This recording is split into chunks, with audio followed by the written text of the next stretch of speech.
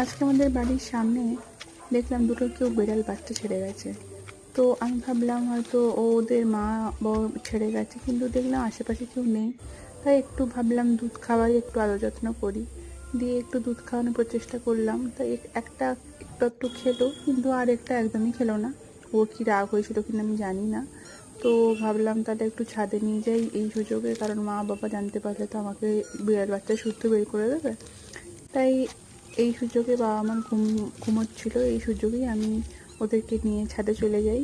এবং ছাদে গিয়ে ওরা আমাকে প্রচণ্ড বদমাইশি করে আর প্রচণ্ড জ্বালাতন করে। গোটা ছাদে ওরা মানে ঝুড়ির মধ্যে কিছুতেই থাকতে ওরা চাইছিল না। তাই কিছুক্ষণ বাদে আমি ওদের মায়ের কাছে ওকে দিয়ে আসি। নিচেই ঘুরঘুর করছিল দেখতে পেলাম, তো ওকে এখনই দিয়ে চলে এলাম।